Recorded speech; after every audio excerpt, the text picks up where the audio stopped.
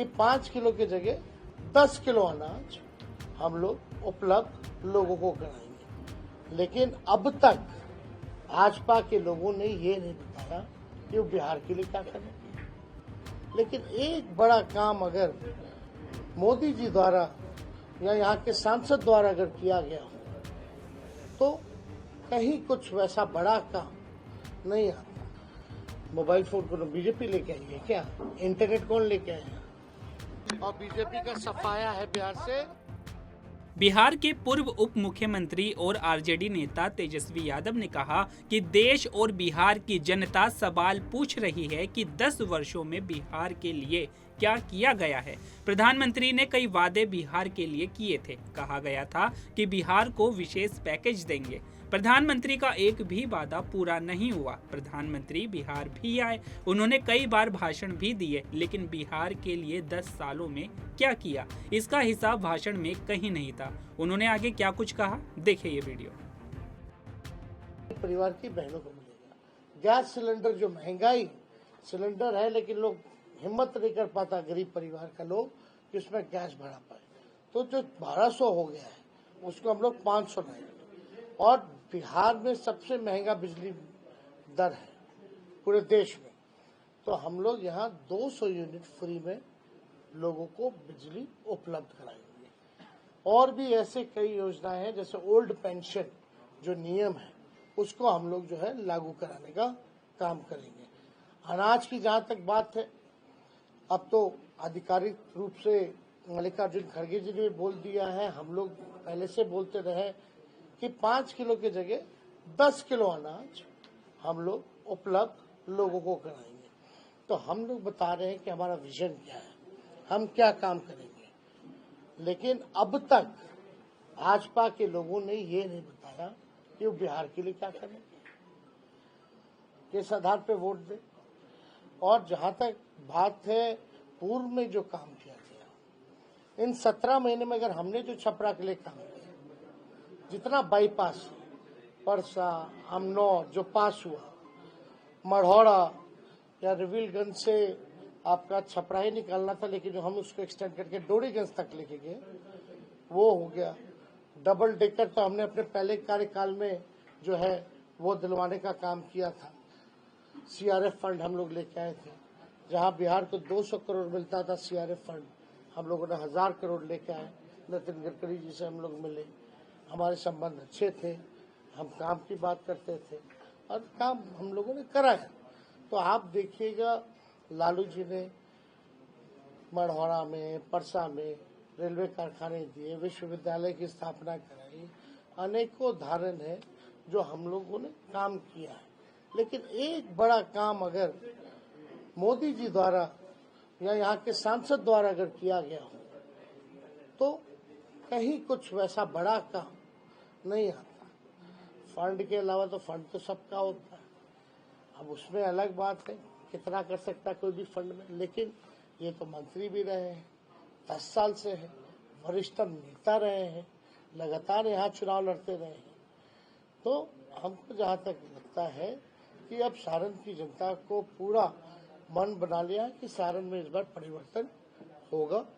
और इस बार मेरी जो बहन जो चुनाव लड़ रही है रोहिणी आचार्य, वो भारी मतों से सारण लोकसभा से चुनाव जीतेगी। और कोई सवाल है तो आप पूछिए। थोड़ा ऑर्डर में रखिए। आपने बोला कि ये तमाम योजनाएं हमने लाई है। राजीव प्रताप रूढ़ी से कल हमारी बात हुई, मैंने उनको बोला, आपने परसों सभा में ये कहा था कि अमनौर का बाईपास डबल डेकर करेगी, तो तमाम मेरी योजना। आरसीडी का विभाग कौन है, वो मंत्री थे क्या? क्या गजब बात है भाई। हम फाइल दिखाएं, उनका साइन है कि मेरा साइन है? उन्होंने रिव्यू मीटिंग किया, आप मेरे ट्विटर हैंडल पे गई, उसमें मिलेगा आपको समीक्षा करते हुए उस रोडों का। अगर नहीं है तो हम उपलब्ध करा देंगे। किस हैसियत से करना, किस हैसियत से करना? चलिए 17 महीने में ही पास हुआ कि नहीं हुआ है कि नहीं? और पूर्व में भी है, लेकिन जब फर्स्ट टाइम बने थे उस समय भी कई रोड आरसीडी के द्वारा जो है हम लोगों ने दिए थे। सर नीतीश कुमार जी बोल रहे थे, कल बता रहे थे कि आरसीडी मेरे पास, ग्रामीण कार्य मेरे पास, हमारे पिता की कर्म भूमि रही, हमारी अपना लगाव है सारण से। ये डबल डेकर उनका आइडिया था क्या? सर नीतीश कुमार जी बोल रहे थे, नीतीश कुमार जी बोल रहे थे कि बेटा के चक्कर में नौनों को बेटी पैदा हो गया। आशीर्वाद है। सर इस तरह की भाषा का उपयोग राजनीति में सर आप उनका आशीर्वाद। एक मिनट अरे आप मेरा कल योगी जी आए थे और योगी जी ने कहा कि अभी का जो चुनाव है ये चुनाव मतलब राष्ट्र रामद्रोही मतलब राम के विरोधी और राम के समर्थक हो गया है। मुद्दा धर्म से जुड़ा है चुनाव। मुद्दा नहीं है, क्योंकि हमारे घर में भी मंदिर है और राम सबके है। लेकिन एक बात को समझना पड़ेगा, हम देश के सांसद को चुन रहे हैं। लोग चाहते हैं बेहतर अस्पताल बने, लोगों को नौकरी मिले, महंगाई कम हो, उनके क्षेत्र में कारखाने लगे, अच्छी शिक्षा मिले, बेरोजगारी और पलायन से मुक्ति पाए, गरीबी से मुक्ति पाए। इस दिशा में श्रद्धा तो अपनी जगह है। तो इसमें कोई सर्टिफिकेट कोई अगर बांटने वाला है तो क्या वो ऑथराइज है क्या सर्टिफिकेट बांटने वाले?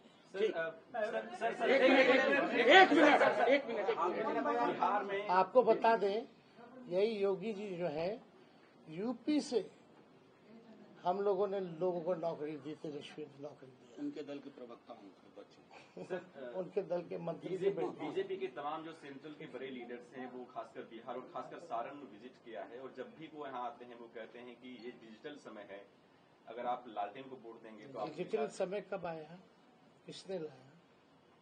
आईटी की शुरुआत किसने की? 90 के दौर से शुरू हो गया था। मोबाइल फोन तो तभी आया। मोबाइल फोन को बीजेपी लेके आई है क्या? इंटरनेट कौन लेके आया? बताओ ना। अगर यही नहीं होता तो चीजें और डिजिटल कैसे होती? ये तो अपग्रेड होता रहता ना चीज। आपके फोन में भी सॉफ्टवेयर अपडेट होता है।